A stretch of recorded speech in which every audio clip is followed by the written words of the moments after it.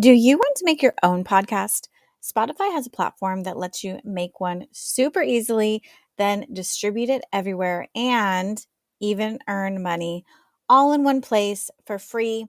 It's called Spotify for Podcasters. And this is the platform that I use because it makes it so simple to record and distribute your podcast all in one place using your cell phone. What you need to do is download the Spotify for Podcasters app or go to www.spotify.com/podcasters to get started. Hello, my name is Catherine Moore, social worker, mom, coffee lover, and founder of Social Workers Rise, where we inspire social workers to connect, expand their knowledge, and change more lives than they ever thought possible. I'm so excited you found my podcast. We will talk everything social work on every level from micro to macro. We will hear the stories of social workers who are doing big things, learn new skills, and most importantly, give you actionable steps to make a difference today. Let's go.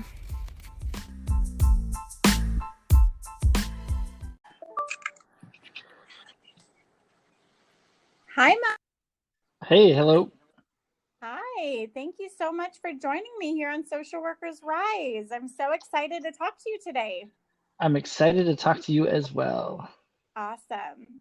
So I'd love to hear your story about why you first got into social work. Like, how did you know social work is what you wanted to do?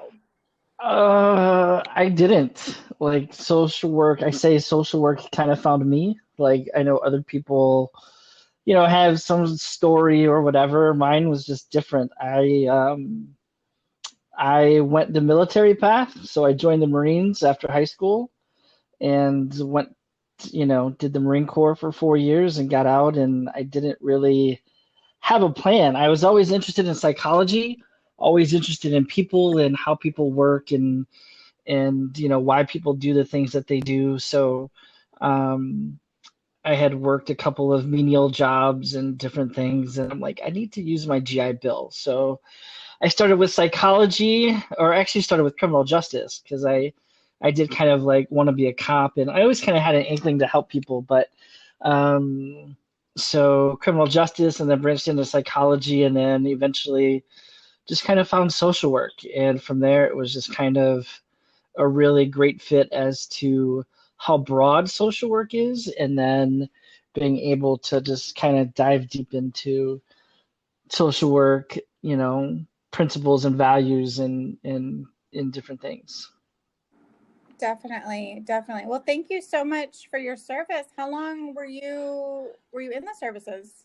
Well, I did 4 years. So my uncle was a career Marine. My brother was a Marine. Both my stepdads were Marines. I have a lot of family members that served. My mom has six brothers, and five of them served.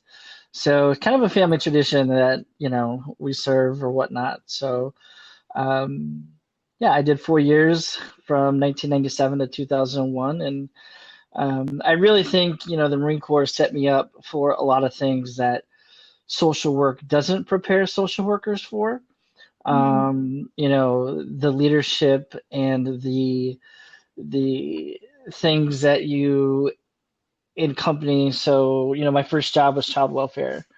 Um, so being able to deal with neglect and abuse and those things that social workers might deal with on a daily basis, I really attribute to the Marine Corps helping set me up for success, for knowing how to be calm in situations or calm in chaos, and how to really be objective and not let my emotions take control of certain things. So I really appreciate having that background before I jumped into social work. Yeah, that's amazing. I would love to learn how to be calm in chaos. Yeah, yeah. I already am just kind of naturally. That's just what I do. And I think that's one of the reasons why I'm naturally a good social worker because I can be calm in chaos, but it'd be interesting to learn, more about that. But what other things have you done in your social work career and what are you doing now? I think everybody kind of has a journey. Like social work is broad, and you'll get into it because you have an inkling to help people, or it's a personal thing. We all have what's called character strengths, and we have these strengths that we know that, hey, I'm really good with people, or people really listen to me, or I'm really good at understanding, or, these are strengths that we have.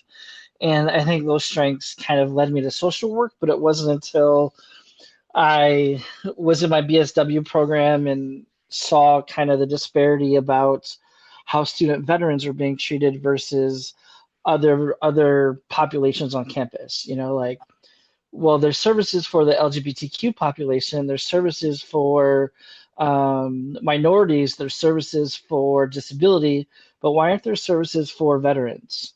Right. We're a unique population, but why don't we have the same kind of services? So I wrote a letter to our university president and kind of explained that we have unique needs as well, just like any other population. And from there, I really got more into the policy aspect of social work. And, a lot of people think social work is just clinical, but there's public policy, there's, so many different ways that you can go. And that's really what kind of led me to take on the advocacy role for veterans and student veterans of being an advocate and not just talking about things, but showing how things can be done better. Or um, my strengths are not just talking about an issue, and I think social workers do really well at talking about an issue, but how do you solve an issue? What are things that you can really take to solve the issue? So, in terms of the whole student veteran thing, here's where the problems are. Here's how you can implement certain strategies and solutions, and here's how the university can do better at that. So it's not just taking a problem to somebody. It's here's what the problem is. Here's how we can better understand that problem, and here are some solutions to be able to do that.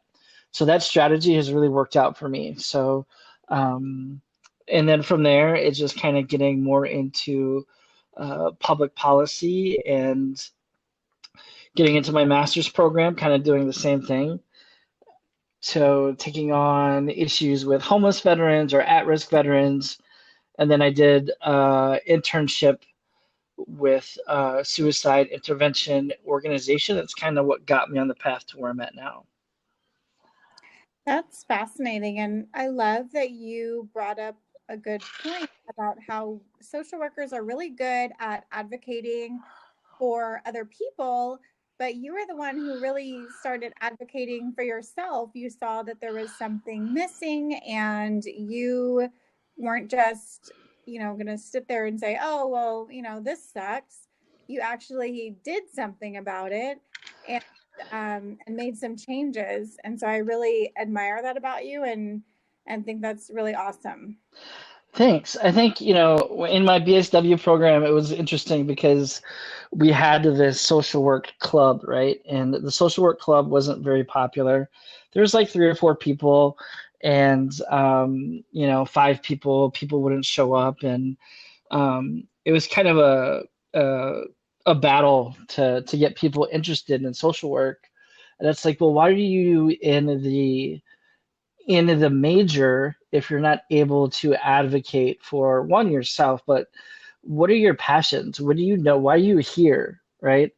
So eventually I was able to become president, and it was really interesting because if you change the language, if you change how people view certain things, and you ask them questions like, what is your purpose, or what do you want to accomplish? Let's make this not about, you know, the president or whatever, but this is your program. This is your time to do things on campus to change. And we went from 5 people to like 30. It was really amazing. So really just building somebody's sense of accomplishment and sense of empowerment and using their strengths is how you kind of bring people together. Definitely. That's really awesome. So I wanted to talk with you, kind of switching gears here, talk with you about your work and what you do right now as far as training on suicide. Can you tell me a little bit about that? Yeah, so my full-time job, I work as a master resiliency trainer for the National Guard. So since 2010, the National Guard has implemented a resiliency program for soldiers. In resiliency, social workers are resilient, yes. But how can I be resilient in the face of negativity? How can I be resilient in the face of chaos? How can I be resilient when my day completely sucked and I don't know how to fight this negativity? I know that I'm sad, I'm depressed, I'm angry, I'm pissed, I'm mad, I'm all of these emotions, and these emotions are taking control. And if I go to bed that way, I'm waking up that way. If I'm waking up that way, I'm going to work that way. If I'm going to work that way, now that attitude and those emotions are affecting how I see other people and the world around me and all these stuff. So we teach soldiers these skills to be better leaders, to be better, you know, parents, and just kind of all around understand that negativity happens. So how do we fight that negativity to not let that control our lives? And that kind of, in the world of suicide, we talk about this suicidal mind, if you want to put it that way. You know, people who have thoughts of suicide are affected by dark thoughts, or they're affected by different things that happen throughout their day. And it's really interesting to be able to talk about suicide in a way that's, well, on one hand, it's dark, but on the other hand, provides hope and provides, somebody who's feeling hopeless and helpless, that, yeah, you can still have hope for the future. You can still have these thoughts. You can still have hope. So I think that's kind of what my presentations and what we do as an organization. Mike, you're breaking we do is people live with thoughts of suicide. That's not a bad thing. Everybody thinks that that's a bad thing, or they kind of walk on eggshells about it. Oh no, that's that suicide word. They must want to kill themselves. No, they don't necessarily want to kill themselves. They're just having thoughts and they're really uncertain. So I think, well, one, it's interesting, like, what is the suicidal minds? Like, what do you mean by that? And then if they do have thoughts, like as a social worker, we're taught to immediately jump into like the risk assessment, right? So I guess in your experience, it just because they're thinking about it that they don't necessarily want to do it. Can you explain that a little bit more? So yeah, I think that's a great question. There's, I'm not a clinical social worker. So, policy advocacy, I've learned a lot about different things. And even as a social worker, you don't have to be clinical to talk to somebody who's having thoughts of suicide. It's just a matter of, can I feel comfortable in my own ability to talk to somebody who is contemplating suicide? So I like to follow the model from, there's a theory, the perceived interpersonal theory of suicide by Dr. Thomas Joyner. So he has this theory of, it starts with somebody being alone. Like, I'm starting to feel alone. If I'm starting to feel alone, I'm losing connection. If I'm losing connection, then I don't feel wanted or needed, or I don't feel emotionally connected to people. If I don't feel emotionally connected to people, then I might start to feel like I'm a burden. If I'm a burden to my spouse, my friends, my family, other people, if I don't want to go to them and ask for help, or, even as a social worker, or I see this a lot in the military, veterans who don't want to ask for help because I'm supposed to be able to take care of these things on my own. And the same with law enforcement. You talk about law enforcement. Well, I'm the one who's supposed to be helping other people. Why can't I ask for help myself? So it becomes this struggle between, well, now I'm alone, and now I'm starting to feel like I'm a burden to other people. And then from there, it's kind of this desire for suicide. Suicide starts to be this seductive thought in your head of, okay, well, if I'm alone and nobody cares about me, or if I'm alone and I don't feel connection, now I'm a burden. Now I'm starting to feel hopeless. Now I'm starting to feel helpless. And now those thoughts of suicide, if nobody is kind of connecting with me or seeing the signs or asking me questions, then I'm alone. And then the last piece is just the lethality of, if I have means. So I live in Wisconsin, and we like our guns here in Wisconsin. A lot of people have access to guns. So, that kind of talking about people always, well, why does somebody think about suicide? Well, think about their emotions. Think about if they're feeling alone, if they're feeling like a burden, if they're feeling hopeless and helpless and that there's no will to live, there's nothing really stopping them from completing that act. And if it's, they have access, then that's just an additional piece. So whether it's pills or a weapon or whatever their choice is. And I really like to argue that people say, well, there were no signs. Yeah, there were signs. You just really weren't looking for them.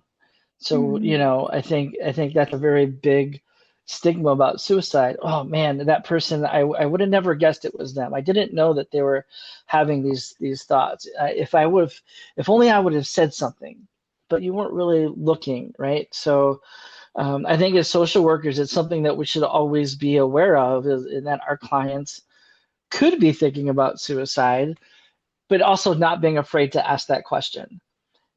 So I think we're afraid to ask that question because we're always assuming that the person is going to say yes. But what if they say no?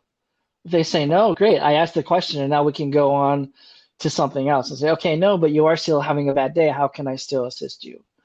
Right? So there's different directions and things that you can go with that. So I really like Dr. Joyner. So Dr. Joyner has several books about suicide and things. So I really like how he kind of put that theory together about being alone, how that goes to somebody being a burden, and then that kind of develops those thoughts of suicide, and you incorporate having the lethality to that. Then that's kind of, you know, a little insight as to how people develop those thoughts of suicide. Yeah, I see that a lot when people come into the palliative clinic. So I see people who have recently gotten diagnosed with some really big health diagnosis, and they are losing their independence. They are not able to take care of their spouse as they once had. And this is mostly with men that it's most prominent, that they're, or women who feel like they have someone that they have to take care of, like maybe an adult child with special needs, or maybe their husband who also might be frail or have their own problems. So a lot of times I see that they get this major diagnosis, and then, just like you said, they start to lose that connection. They don't want their friends to see them like this. They don't want to socialize. They're used to being strong and the provider and going to work, and now they they feel, it's almost like they feel shame having to have their spouse or their wife take care of them. Um, and if someone does say, like, oh, I just don't want to be here anymore. I've heard so many times their family members say, oh, honey, don't talk like that. Don't say things like that. And they just brush it off. But I know, that we need to delve in there a little bit deeper and see like what's going on. So in your experience, have you found that people like want to talk about it? Is it something that benefits them from talking openly about their thoughts and feelings of suicide? I think it's a matter of just being able to ask. I think they are willing to talk about it. The issue becomes we aren't willing to talk about it as social workers. So if Mm-hmm. myself as a social worker isn't willing to have that discussion, because then it becomes, oh, well, I don't want to spend time in the hospital for 4, 5, 6 hours, or I have other things. I have other clients to get to. I can't spend that time with this person that they need. So then I just, I kind of walk. I walk around it. And that leaves that person that you're trying to work with, they know that you aren't willing to take that time. So it's kind of, it goes back to that connection piece. Um, but if I put my foot down and say, hey, listen, I understand you're going through a lot of certain things and I'm concerned for your well being. I know this is a difficult question, but are you thinking about killing yourself? And all of a sudden, there's this realization to that person of like, wow, nobody has asked that.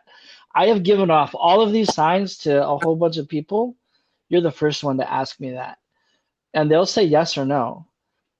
It's not always that easy, but if you at least ask or at least approach it, then you can dive deeper and you can get that person to where you need them to be to say yes. And maybe there is some guilt in there. Maybe there is some shame. That guilt, talking about, going to the work of Brene Brown, her work of saying somebody who feels guilty is I did something bad, or that shame piece is I am bad. And if you're talking about shame, I am bad because now I'm a burden to my family. And in palliative care, I'm bad because I can't take care of myself. I'm bad because of, other emotions maybe or whatever. Or that guilt of I did something bad, I think plays into, how somebody might develop thoughts of suicide. But also, talking about in the brain, there's if I'm comfortable with the weapon or if I'm comfortable with means, I talk about this with the military of just being comfortable with guns. I know the gun. I know inside it out. I know how to take it apart. I know how to put it together. I fired it 1,000 times.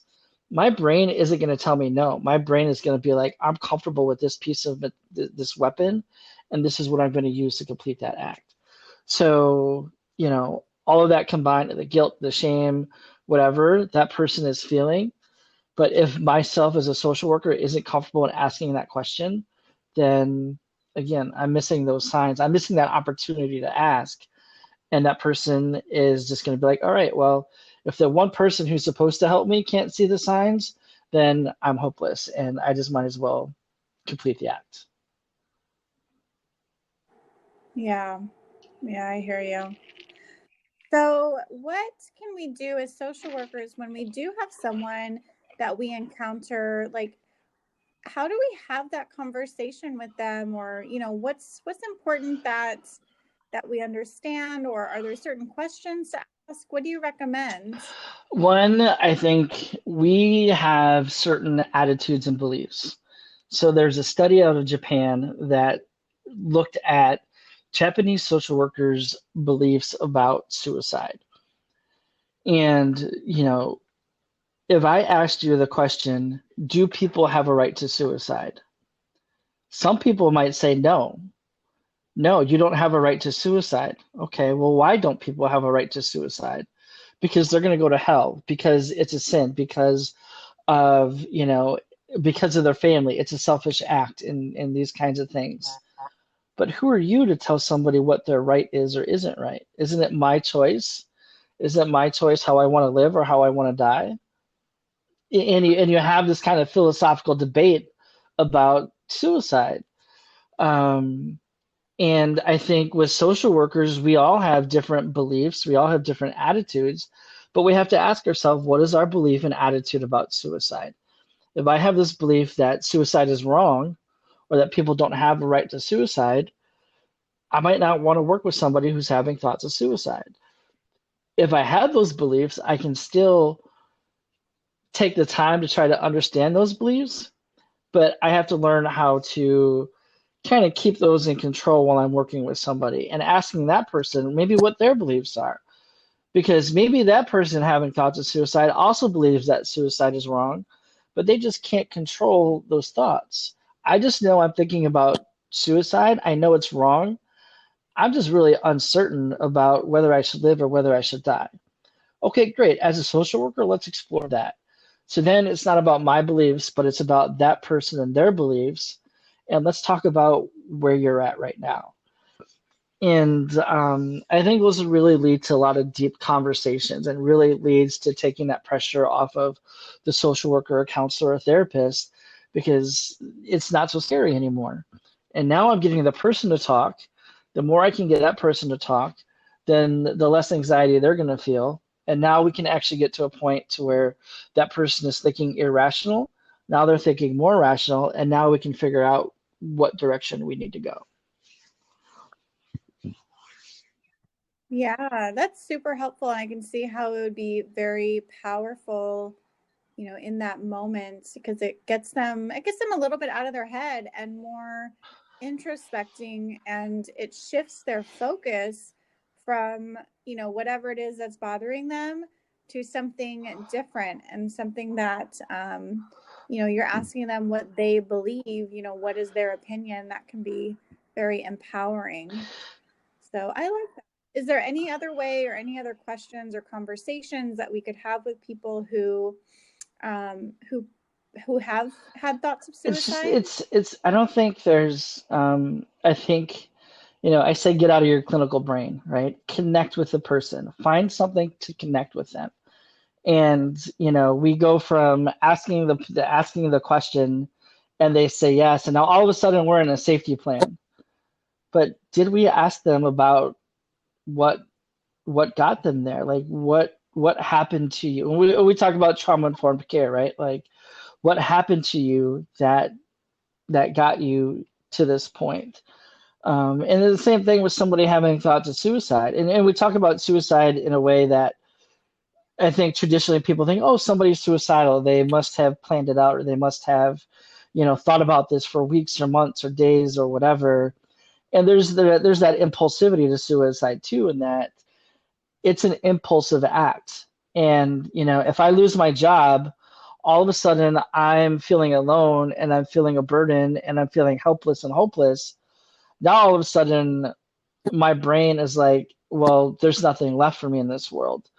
So if I can't bring, home, if I can't bring money home to my family or food home to my family or pay my bills or whatever, then there's that impulsivity to suicide too. And that makes it really difficult to understand and predict sometimes. But we see that with youth, right? Suicide is the second leading cause of death for youth. But for youth, it's really even more impulsive because that's maybe their first traumatic experience. They're in a relationship and they lose their girlfriend or boyfriend, it's the end of the world. And their young brains can't comprehend that kind of loss or that kind of guilt or shame or other emotions. So then it's kind of impulsive. Um, when talking about questions and things to ask the person something like, what did they have for breakfast? What do they have for lunch? What do you like to do for fun? Do you have any dogs at home? Do you have any pets? Do you have any, kids or whatever? And I'm trying to find some sort of positive emotion in that person. And, people are like, positive emotion, that doesn't work. Well, yeah, it does work because now I'm trying to build something that person enjoys that they haven't thought about maybe in a long time.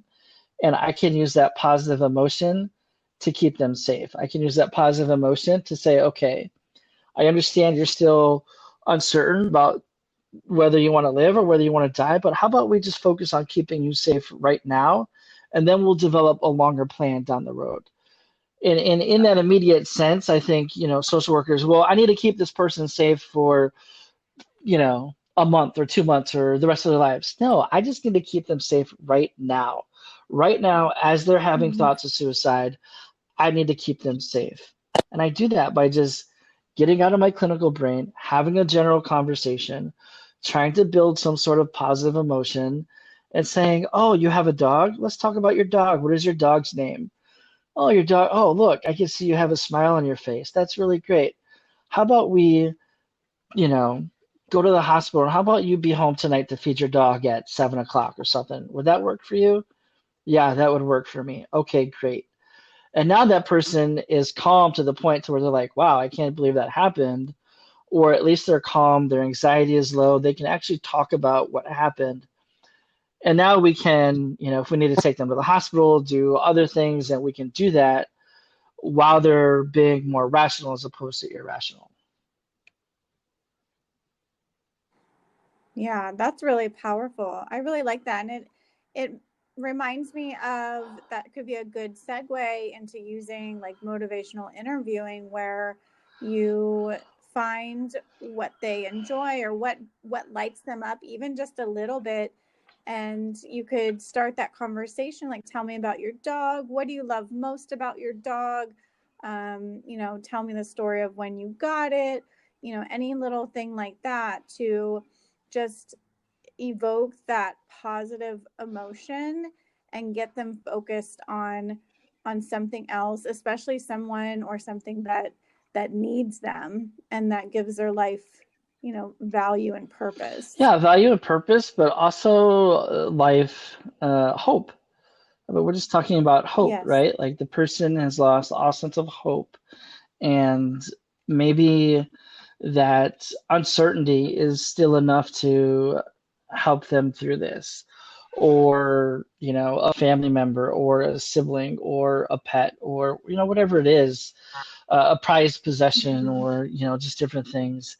Um, it's just providing a little bit of hope in that moment because that person is feeling hopeless and helpless. Mhm. Definitely. And I think also too we have to be willing to take that time and to sit there with them in that moment and be present ourselves. We can't be thinking about all of the other things that we have to do and oh gosh, this is going to take an hour or 2 hours. It's really just prioritizing that person and their life, which I would imagine would make a big difference. Yeah, it would make a big difference because then it's understanding that one, you are valued and people do care for you and they do love you and they do want you to be here. And I think that's where positive emotion can really help that person see those qualities in themselves that maybe they haven't seen in a long time. Um, and we talk about just the idea of gratitude. We don't do very well when it comes to gratitude because we tend to focus on negative emotions, right? And those negative emotions or those negative strategies, those negative reactions that we have stay with us. And it's kind of funny because it's really hard to be happy. You know, it's like, why does life have to be so negative? And why do we have to fight to be happy? You would think it's the other way around, but it's really hard to be happy. And it's really hard to maintain that happiness every day, especially if you're a social worker or in the military or law enforcement or counselor or whatever, because we see things that aren't unhappy, right? We see things Mhm. that the normal population doesn't see every day. So I think it's even harder for us to find that happiness because we're not looking for it anymore. Yeah, I listen a lot to Tony Robbins, and he talks about how our brains are hardwired from the time we were created, a long time ago. We're hardwired to look for what is wrong as a survival trait, and so we will always find what's wrong, and that is most easily identifiable by our brains. But we also must look for what's right. If we're looking for something, then we are more bound to find it. And if we are able to train ourselves and to consciously reconsider, okay, what is going right here? What are the strengths? Like, what can I focus on in this moment that I can be grateful for? It really goes a long way. Yeah, I think that's interesting. And there's this theory out there called active constructive responding. And active constructive responding is this idea of, we talk about when things go wrong, but what about when things go right? Will you be here and support me when things go right? And talking about when somebody brings you good news, what happens when somebody brings you good news. So this is research by Shelley Gable.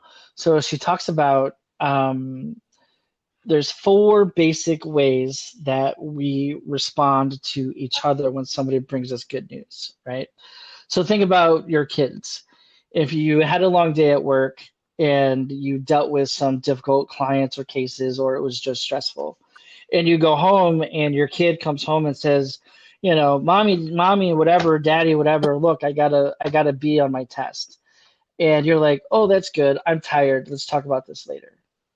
Your child just shared some good news with you and you just shut them down. Or you ignored the Mm-hmm. event.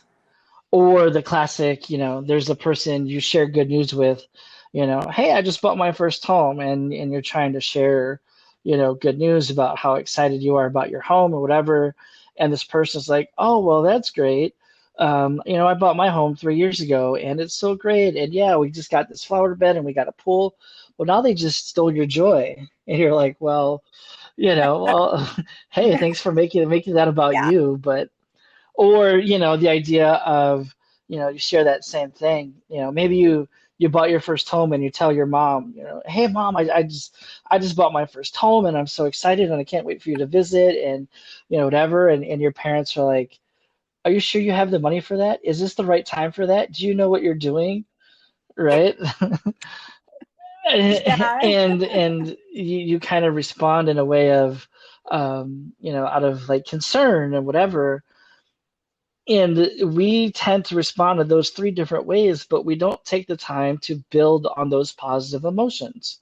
We don't take the time to say, when Mm-hmm. somebody brings us good news, why is it hard for me to take 10 seconds or 15 seconds to be genuine about it? Right. And now think about how that's going to affect relationships. If I'm the kind of person that responds, if I ignore the event or if I steal their joy, or if I'm always like, your teenager wants to go out to a party and you're like, no, that's not a good idea and you need to stay home. And like, if I'm always shutting them down, how is that going to build relationships? It doesn't. Mm-hmm. And if you talk about suicide, if I'm starting to feel alone, that's because, well, I tried to share good news with my mom or dad and they don't care. I try to share good news with my friends and they don't care. Well, now I'm starting to feel alone. And well, now I'm a burden because I don't think I can go to them about anything. If I can't go to them with my good news, what makes you think I'm going to go to them with my bad news? What makes you think I'm going to share that I'm depressed or sad or angry or other things? Right. If they can't support me when I'm happy, I'm not going to feel comfortable with them supporting me that I'm sad or mad or angry or whatever. No, I'm not going to do that. Well, now I feel like I'm a burden because I can't share my good news. I can't share my bad news. What's the point? Now I'm starting to feel helpless. Now I'm starting to feel hopeless. So we can see how, we have these connections, but we tend to push these connections away. And that's how people tend to, start to have thoughts of suicide. And it's really weird because it's like, well, good news is supposed to be a good thing. Yeah, it is supposed to be a good thing. But on the opposite end of that, if I'm not elaborating on that good news or sharing in those positive emotions with my family and the friends around me, then I need to think about that. I need to think about how I'm building relationships around me. I need to think about, if my kids are having issues, is that because I didn't expand on their good news and their positive emotions? And now I don't know how to talk to my kid because my kid won't talk to me.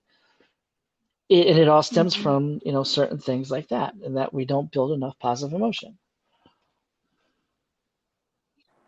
Yeah, that makes sense. And on the same token, we don't celebrate enough. And I think that we can definitely improve our own mental wellness if we celebrated even little things on a regular basis. Like little things that we accomplish, like I mean, like, okay, let's see. Okay, today I had like a spinach smoothie and I ate healthy and I'm very proud of myself because being at home, I have entirely too many Doritos. And so I'm kind of proud of the fact that I didn't have any Doritos. Well, I ate them all. but there's no more. Today. So even though that might sound like trivial and like, okay, whatever's, but just having those small little teeny tiny celebrations lifts our spirit and it motivates us to continue to do more. And I know that there's research out there that says that, you know, if we continue to provide positivity and reward for these little actions, then that will build on each other to where, you know, overall we just are feeling better and more hopeful throughout the day. And so I think that that's one thing that we don't do enough is we don't celebrate our little wins. We wait until there's like some massive thing that we've waited years to do, but we can be celebrating, you know, at least something every day. Yeah, you're right. And there's when we talk about resilience, part of resilience is building gratitude. And there's research by somebody by the name of Martin Seligman. Martin Seligman has wrote a couple books on positive psychology, positive emotion. So through the University of Pennsylvania, they really created the idea of positive psychology. And at first it was kind of a joke, right? Like positive psychology, that's, you know, what is that? But talking about gratitude, there's different ways that you can build gratitude. One way is a gratitude journal. Just taking time in your day to see three things that were good. I had, you know, for you, I had a spinach smoothie. Great. I didn't eat Doritos. Great. I got time to spend with my kid again while being home, right? Great. Those are three good things. And then the next day, what are three different good things? And we know that it takes, what, 21 days or so to build a habit. If I just build that habit of gratitude by writing three things down, I'm going to have so many good things and my mood is going to change. I'm going to feel those positive effects. I'm going to feel that gratitude. And then that gratitude is going to spread to other people in other areas of your life. And it's a way to make that part of your daily routine. Or just giving one, genuine compliment per day. Like, I'm just going to compliment the bagger who bags my groceries. Hey, I really appreciate how you did that. Thanks. Maybe 500 people that have come through the grocery store and one person actually takes the time to say thank you. Like, not just thank you, but genuinely, hey, I appreciate how you bagged my grocery. I appreciate the time that you did that. I appreciate, and how many times does a person at your grocery store, the bagger, whatever, have kind of like a little mini conversation with you and they get ignored? You're like, I notice that all the time. And I'm like, well, that's rude. Like, like they're just trying to be nice because that's their job. But it only takes 20 seconds to say, hey, I appreciate you having that conversation with me. I appreciate you sharing that with me. Right. So sharing that compliment, or you could, when walking, like, people go for a walk and, using your five senses to find something that you're grateful for. Maybe it's a smell. Maybe it's something that you hear, the rustling of the leaves. I can smell the fresh air. I can touch the grass. I can feel the ground under my feet. I'm really grateful. I can see the sunshine, right? Like those things, those senses, using your senses to build gratitude, we don't do that enough. So why can't, doing those things really helps build gratitude and those positive emotions. And that's how we can, and I think that's how we can have those conversations about suicide or have those difficult kind. It doesn't even have to be about suicide. It can be about other things, right? Like you talk about your work in palliative care, talking about those difficult decisions that people might have to make at the end of life or whatever, or after they're diagnosed. But if I have gratitude in myself, then I'm going to feel more comfortable with having those conversations because I'm grateful for the things that build me up daily. And I know this person is struggling, but maybe my gratitude can help this person find gratitude. Maybe their gratitude can help somebody else find their gratitude. And that's how we do that. Definitely. Yeah. I truly believe that positivity is contagious. It is contagious and it's hard. And, I always say, people are like, well, I'm not all about that sunshine and rainbows shit. Well, it's not all about sunshine and rainbows, right? Right. It's saying that this person, and I talk about this with law enforcement. And law enforcement and the military, I tell you, are some of the hardest groups to talk to because I'm strong. I wear a uniform. I've taken training. I'm, you know, combat trained. Okay, great. So am I, right? Mm-hmm. I've been through that training. I know what you guys do. I've worn the uniform. I whatever. You don't have to put on this facade for me. Like, no, I understand you guys go through some pretty difficult things. I'm not saying ignore those. I'm not saying suppress those. I'm saying I'm saying deal with that head on. Mm-hmm. We're going to deal with that head on. We're going to figure out what that situation was, what that trauma was, and we're going to use positive emotion to build on that. We're going to help you find gratitude again. We're going to help you deal with those traumatic experiences and say, yeah, this happened to me. But on the other hand, how can I build gratitude? How can I build connections? How can I maintain my level of sanity while going through these difficult times? Yeah, definitely. Because that particular group of people, they see so many traumatic things that like normal human beings are not like equipped to deal with. Like we're not made to see death and traumatic injury on a daily basis. And so I could imagine that they like that frame of mind is even maybe like a coping mechanism for them. And it could be hard to break. Yeah, it's definitely a coping mechanism because then it's, especially with law enforcement, right? Law enforcement deals with the law enforcement, your emergency personnel, EMTs, dispatchers, they deal with it all day, every day because those things constantly happen. So if I'm a law enforcement officer, I might have to respond to a domestic violence situation. Okay, 3 hours later, I might have to respond to a welfare check. A few hours later, now I'm responding to a car accident. Or so essentially, that's three major traumas that just happened that my brain hasn't had time to process. Mm-hmm. Or think about the dispatcher on the other end who has to report that to the law enforcement officer. Or think about the lawyers in court. Like we always talk about lawyers and joke about lawyers, and think about the lawyers in court who are having to defend or having to listen to criminal cases, having to listen to murder cases, having to listen to child rapist cases or sexual assault or those things. And at the end of the day, those things don't leave you because now that I've heard them, they're embedded in my brain. And I've just heard things that most people, couldn't fathom. So, or the EMTs who most likely see more things because they're dealing with, body trauma. They're dealing with, gunshot wounds and sickness and illness and, you know, bodily fluids and all these other things. Um, and that happens every day for them. So just imagine how I think resilient they are, but at some point everybody has a breaking point. And then what is my coping mechanism? That's why we have a high rate of divorce in law enforcement and the military. That's why you have a high rate of, drug use and alcohol abuse and things in professions like law and military, Mm-hmm. because I just don't know how to cope anymore. My brain is trying to process these thoughts. They're trying to process my emotions and reactions, and I just need that inner turmoil to stop. I need that inner crisis to stop.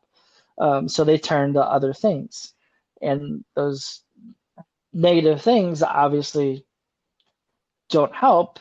But if we can try to build resilience beforehand, and that's what I'm doing with law enforcement now, is okay, before you start to go down that path of drugs, alcohol, divorce, ruin your career, let's talk about how we can use gratitude. Let's talk about how we can use resilience to say, I do need help. And then when you do say you need help, then making sure that you get the help that you need. Mm-hmm. Um, so I think sometimes people ask for help and they don't necessarily get the services that they need, which kind of sucks. We know our system isn't perfect. And I think as social workers, that's another thing that kind of bugs me. I'll call an agency and I'll ask about a service. Oh, I read or heard that you provide this service for veterans or whatever. Oh, okay. Well, that veteran has to have 2 years of active duty service and make so much money or whatever. And I'm like, are you kidding me? Right. Now you're adding additional barriers for me to be able to help this person. And then they're like, oh, well, we're sorry, sir. Well, you don't have to tell me you're sorry. I'm like, I'm a social worker, I get it, but now I have to tell my client that, oh, well, this organization isn't providing the service that they said they were, or they're adding additional barriers. Right.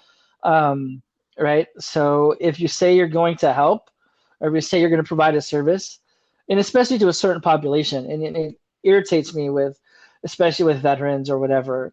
I know what organizations get what money. I know what organizations whatever. And if I come to you and you're like, "Oh, sorry, we can't help," and I'm like, "But you just got a grant for this amount of money, and now you can't help."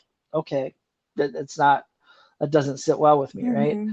So then it's well, now I have to spend more time to navigate, whatever and other stuff. So um, that's challenging when the system is kind of set up that way. But you still have to have gratitude. You still have to have positivity, and you still have to help that person at the end of the day um, leave with some sort of hope and not some sort of hopelessness. Definitely. And I found that even if I can't help them, and this is especially true, like being in the healthcare setting right now, there's such limited resources um, that are actually operating, that if I'm genuine with them and take more of a partnership with them, like, there's not a lot that we can do, and empathize with them and let them know that I'm on their team, and that, they aren't alone.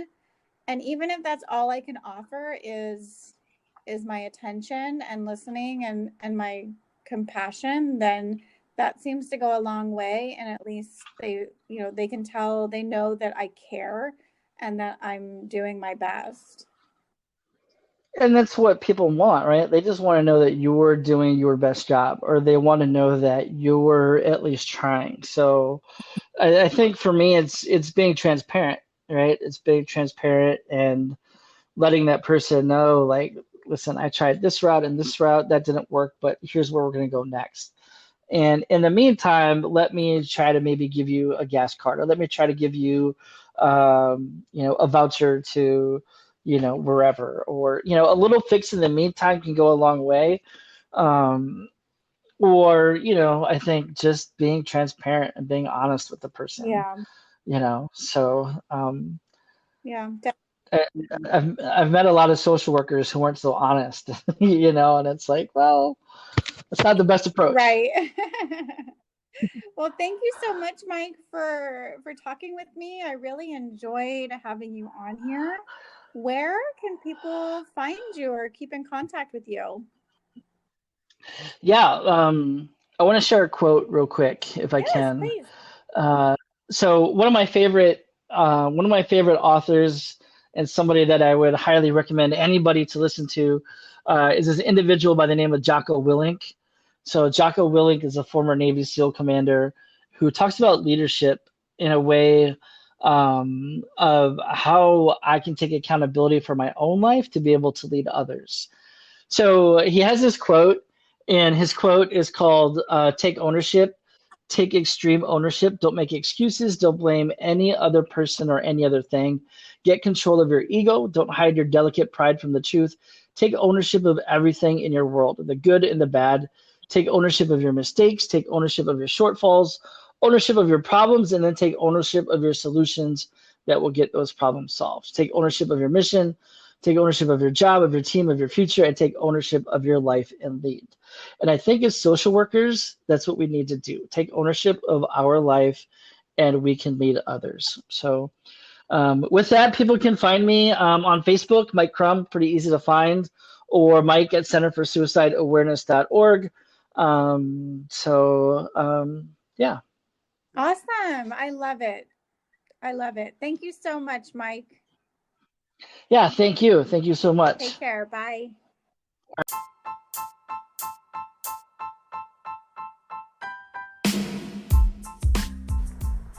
Thank you so much for listening to another episode of Social Workers Rise. If you loved it, write a review and give us 5 stars wherever you listen to your podcast. This just helps other people just like you find us and join our community. Also, I would love to connect with you on Instagram. You can find me at Social Workers Rise. I can't wait to see you next week.